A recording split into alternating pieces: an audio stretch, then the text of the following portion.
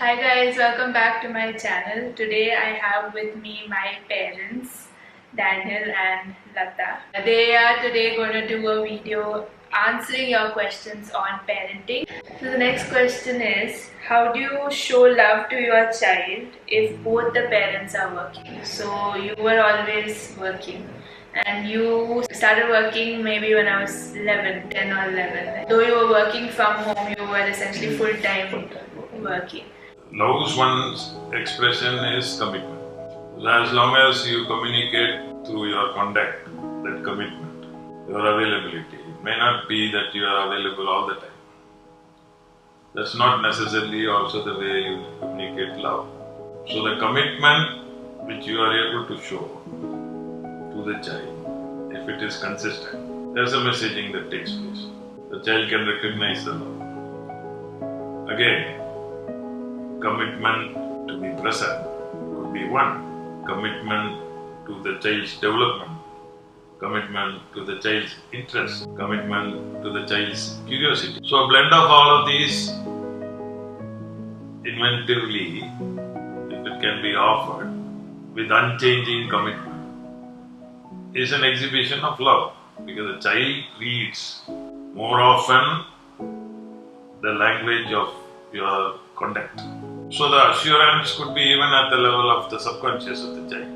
And so as much as that commitment is being read by the child, it is actually the symbol of love for that child. In fact, it also enables the child to grow, to mature, to be able to experience love, not necessarily because of the toys and the abundance of it, or continuous presence of the child. There are so many people working in jobs which take them away.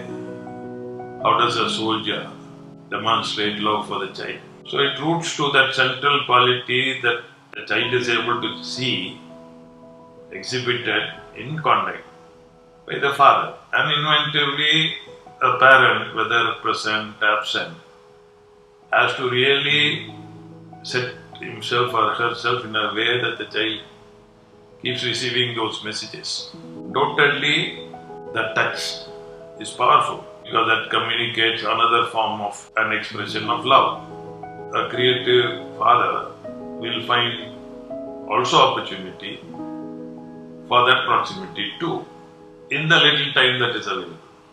Yeah, because I know you when you were working and you used to come home late at night when I was really young, and then I would stay up waiting for you, and the first thing you would do was come into my room and meet me, and then even carry me out because I asked to go out and you would take me for a walk. So I think those are things that would have given me that sense, even though you were not there the whole day, that sense of your love for me.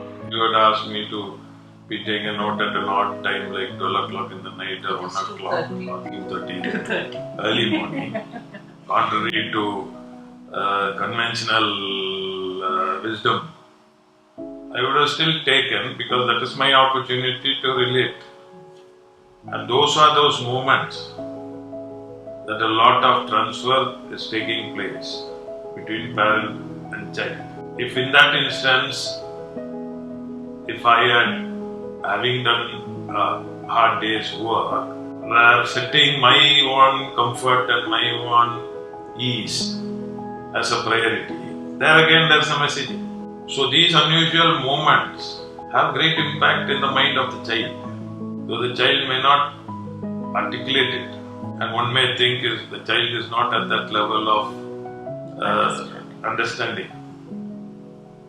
But that may be far from the truth. The child is constantly learning and exploring and learning with every experience the child experiences.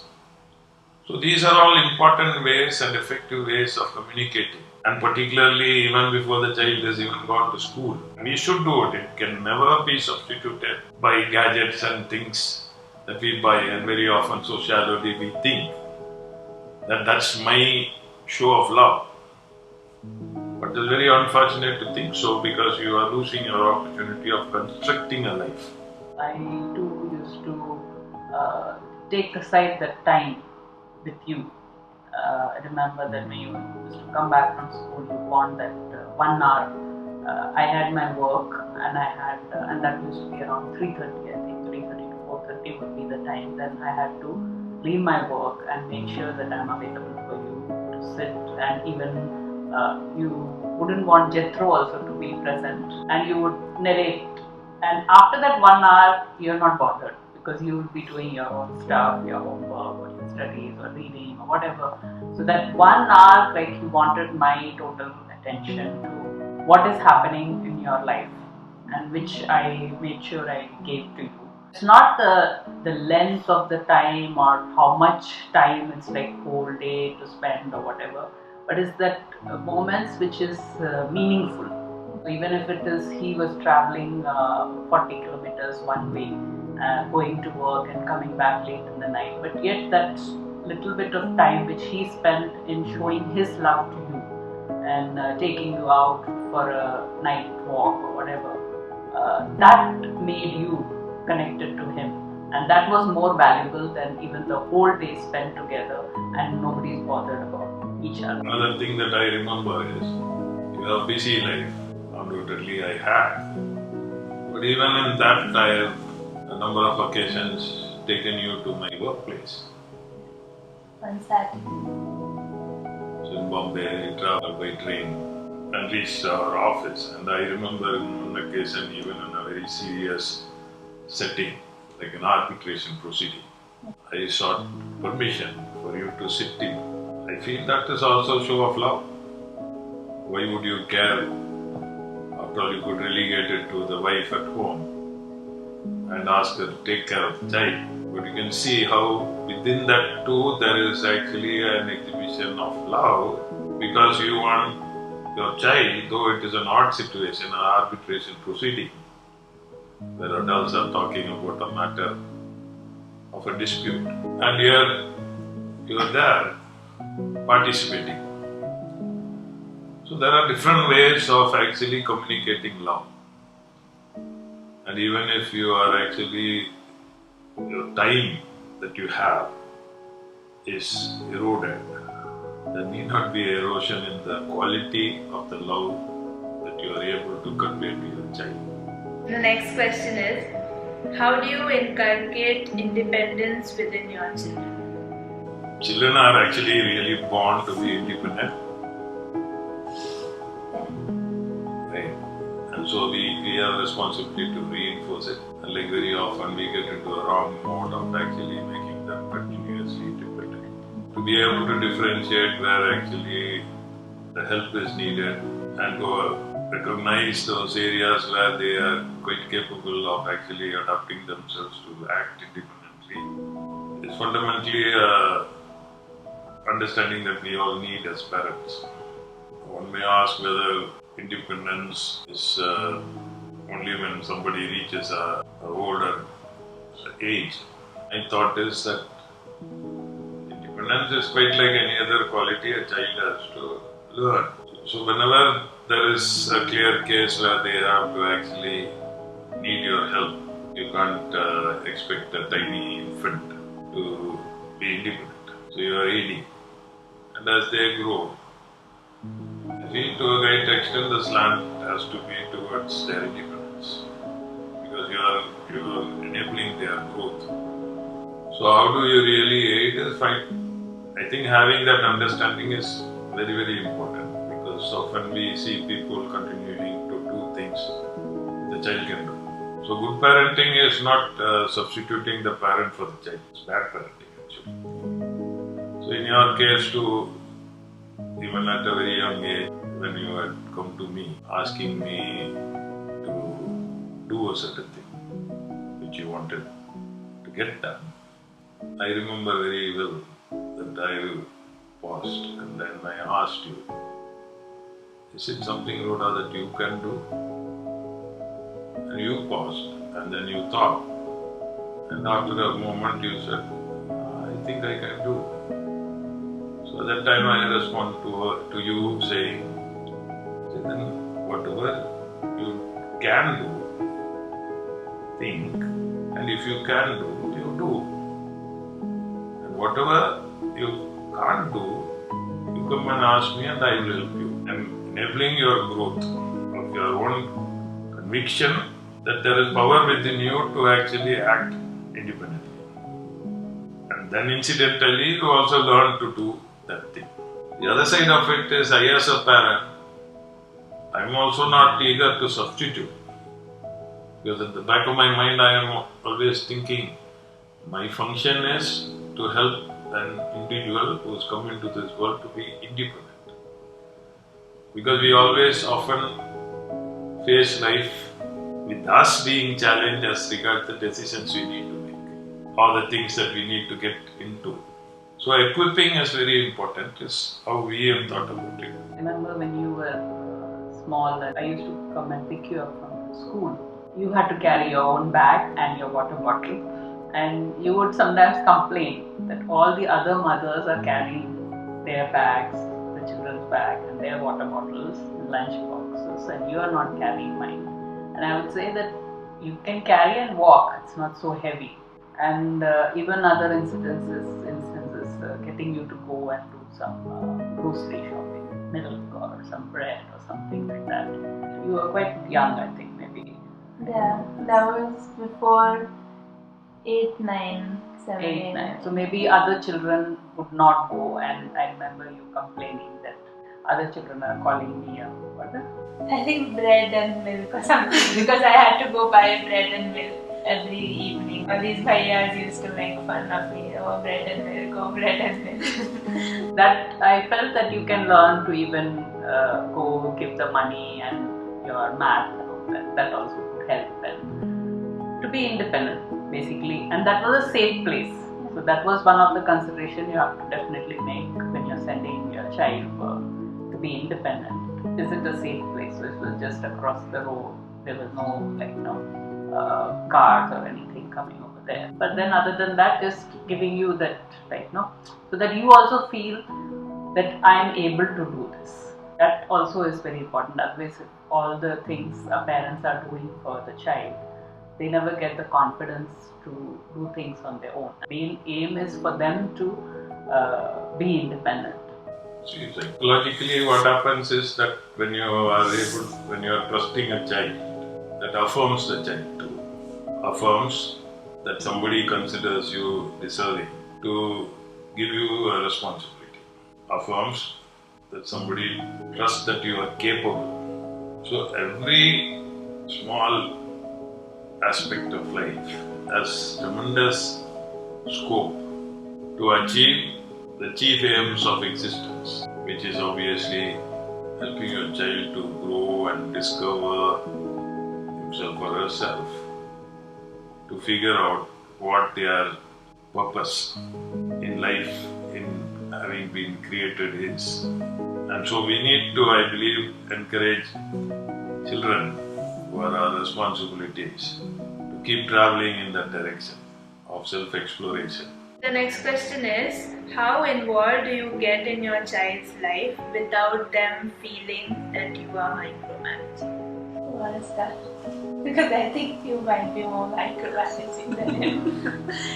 Yeah, I might be maybe made that way. But I think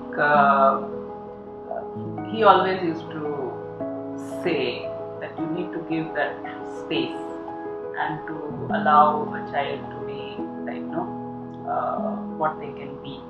Because I remember at one time you were quite caught up with jeans and t-shirt and kito sandals, which was your standard attire every day.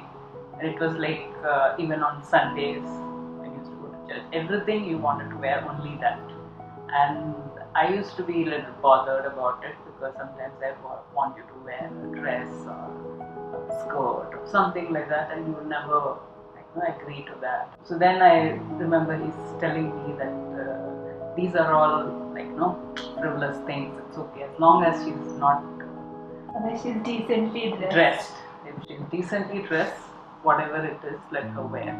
Also, when you were 18 and you decided to go to Bombay and study there and live there, and we were required to, that would have been for me difficult if I had to make the decision on my own. Maybe I would have taken it. But then he always said that no, you have to give her space so that she can make her own choices. As long as a child is in the house, maybe out of fear or whatever, they make the right choices. But only when they are out of the house and she has to make her own choices, her character will be built. It's not out of fear, but out of her own choice, out of her own convictions, if she does. So I think because of him, I have been a little more. My perspective is does granting latitude get interpreted as lack of involvement? I say necessarily, just because in granting latitude or the space, I see myself as actively involved in your growth. So that's the kind of involvement I feel is precious from a child's perspective and the developmental perspective. And I think often an irking point in the relationship between parent and child arises from a misinterpretation of what involvement is. So if it's always the child is within your sight and every bit of it is the child needs to be according to you and you need to be present and so parenting, almost incorrect in my point of view. There again goes back to that same point as regards disciplining. What is it that is really an aspect that requires a much more serious approach to disciplining as compared to other? It's a differentiating that you need to do. Why would I stand in the way of a child's own creativity and imagination? Because the child is exploring the world. So I might have had one appropriate for myself. So why would I actually think that I need to sit beside that child and make myself involved in that fashion? Yeah, because as you said, the role of parenting is not to protect your child and keep them in that cocoon, but to enable them to become a whole individual on their own, making the right choices, contributing to society. So you have to aid them in that process, and sometimes you kind of stunt their own growth by your own Imposition. imposition. So you impose and you believe you have good intention without adequate understanding of your function. And then that's where the irritant comes. And when the irritant comes, there is resistance. That's why parents are required not to really engage in acts that chaff. It actually, the sensibilities of a child get crushed. So good intention gets interpreted as wrong instruction and then the alienation comes. And then such a parent again further tries to change the child even more. And then that creates ground for rebellion. So it's an irony. The parent wants to show love, but somehow that love gets in a way misinterpreted as to how to be expressed. And the parent who longs for the child loses the child. So the child then gets inappropriately constructed and then therefore society has to carry that burden. And the child also is directionless. The relationship has to be secure. If that snaps, then it's almost like gorging a child out of the mother's womb earlier than what nature has provided. And then again, involvement without appearing too dominant. Say, for example, you had an interest in doing these speeches that will be relevant to community and actually wanting to save and buy equipment. So, since I see even me as a role to reach out to community, which I do, that you are working on that from your own perspective. I have not therefore hesitated. I said I will give you also to augment your money so that you are better equipped. So I am thereby seen as one participating in what your interests are. Though distant, I am actually involving in your life. So I wouldn't be seen naturally as encroaching into your life because I am again undergirding it with the space that I recognize you need, but you again don't see me as distant because I am participating in something which is very close to your heart. And so there are obviously all different possible opportunities to show that you don't necessarily have to be really being so dominant in your child's life, but yet leave in the child's heart the message that your dad is involved.